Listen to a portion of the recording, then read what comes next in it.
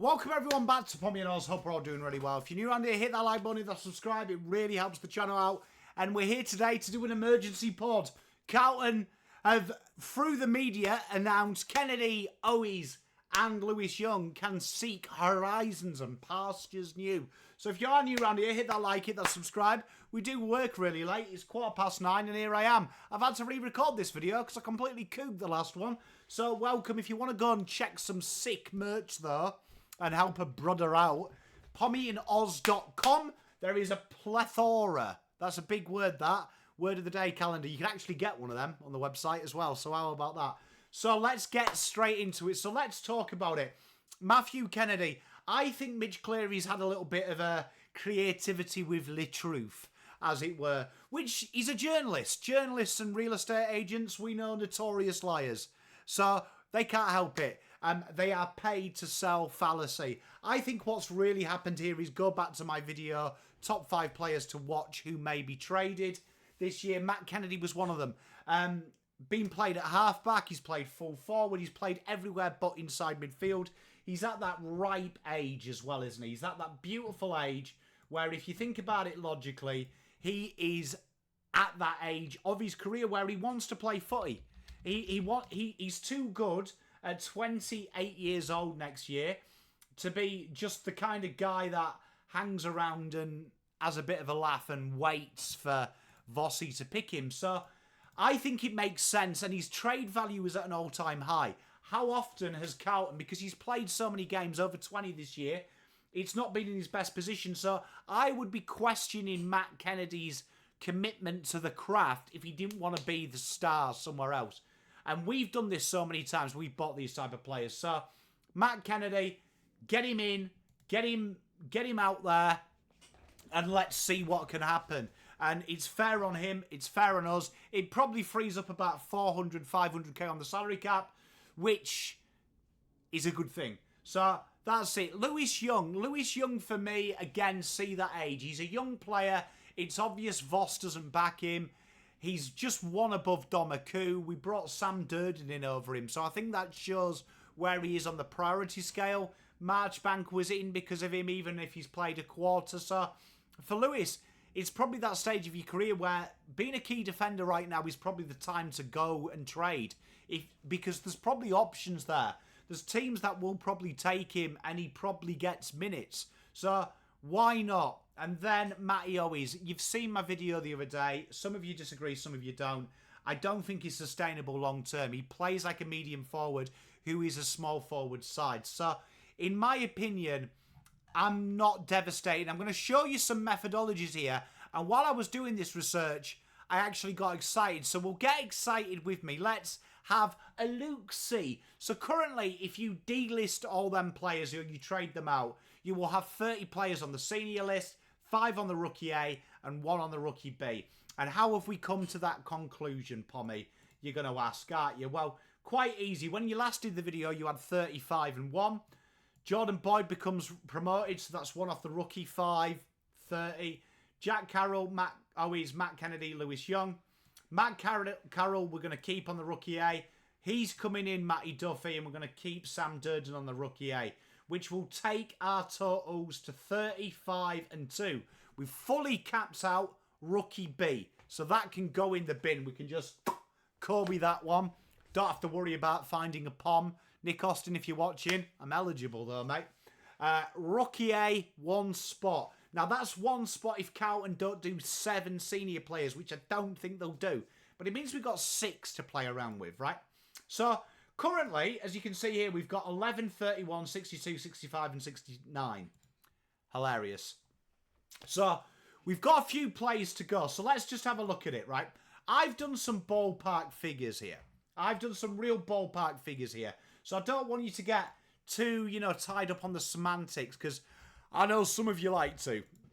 But I've ran this by a few people in the industry, and they think I've been fair on the sickening side of fair. So that's good. So let's say you trade Jack Carroll, right? And I'm not saying that I want to trade Jack Carroll, but I think you've got to in this scenario. I think you've got to use, a bit of common sense. So let's say that we trade Jack Carroll, right? So we're going to trade Jack Carroll. And in this scenario, Jack Carroll has gone to West Coast Eagles. So we trade him to the West Coast Eagles. And off he goes. So West Coast Eagles here. We bang him in. West Coast Eagles. And we get something like 59 for him, right? And then I would say North Melbourne and would like Lewis Young and Matt Owens. I really do think that that's the type of player. And when I look at St Kilda, they want another inside mid. Now, these are really low figures. I mean, you could maybe argue that if Carlton gives some steak knives with North Melbourne, they could maybe pry away that pick a bit higher up. I don't think that will happen. But we've tried to do this with logic, right? Okay, so then we could look at Gold Coast, right? Now, Gold Coast have got pick 6. That's already tied up in the Rioli deal. That's quite out there and open. Then they're going to have a bid on the Lombard. That's going to be about pick 12. Maybe just after. It's going to be somewhere around there. They've got a lot of business to do, though, right? They've got a lot of business to do. So, let's say Carlton targeted 20 and 26, right? They could use 31, 40, 43, and 58. That's 1,583 points. That's more than these two are worth. I mean, it's a little bit less than what these two are worth, but they have attacked the draft hard. So that would give them steak knives and the Lombardo, right, match. And Lombardo at the moment is anticipated anywhere from 11 to 15, could be higher up.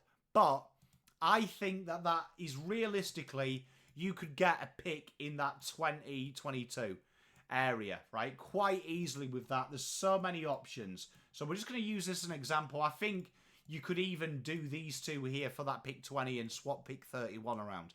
Right, but that would give Carlton potentially these picks here, right? So that would give them potentially these picks here. They would have 11, 20, 26, 59, 62, 65, and 69. So let's see what we do with that, right? Nick Haynes comes in. So remember our figure here, that's 31. So senior spot now, right? 31. We go and get Malcolm Rosas in the PSD, 32. We trade Dan Houston for Dan Houston 11 and future first. Don't get worried about the semantics though, right? Because you could just go best of A, right? So that could be Toby Travalega. Very similar type of player. Incredible ball user. Got a bit of pace. Can flink through the midfield. But Carlton could do that and keep pick 11, right? And keep the future first.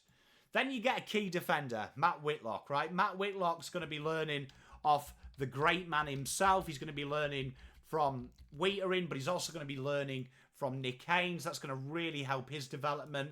Tom Gross, goal-kicking mid, big bolsterous type boy. Ben Camporelli with a match bid, the rookie A, and suddenly you're at that magic number, aren't you?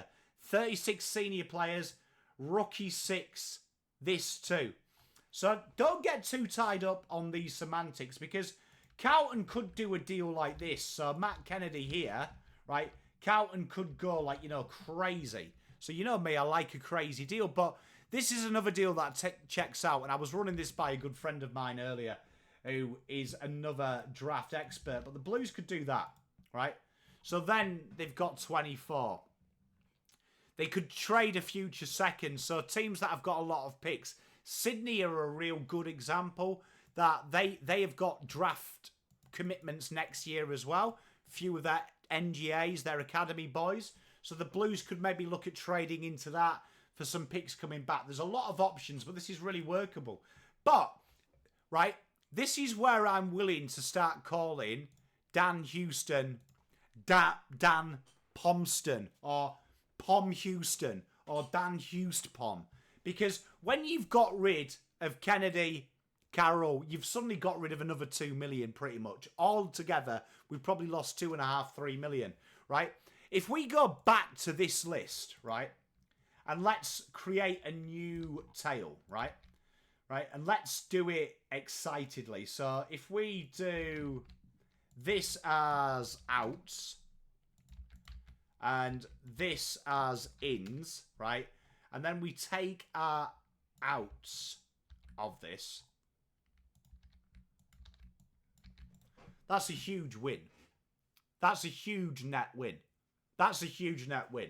So, straight away, do you know what I mean? Nick Haynes, Lewis Young, difference in age, but you'd say the quality is probably higher. Malcolm Rosas is definitely a higher ceiling than Matty O is. Dan Houston is miles better than Matty Kennedy. Plays a different position, but better type of player. And then I'd look at it this way. Tom Gross, Ben Camporelli, and Lucas Camporelli are more suited to halfback flank where Matt Kennedy's played. Outside mid, Ben Camporelli's played. And then in the forward line, you've got Jack Silvani coming in, right? Back from that. So, as you can see here, it's a real exciting time. And I think Nick Austin has done a great job. And I'm really excited. So, let me know what you think in the comments.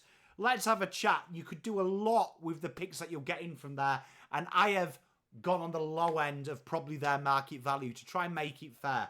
Let me know what you think. Let's have a chat about it. Peace, love, and light. Pommy out.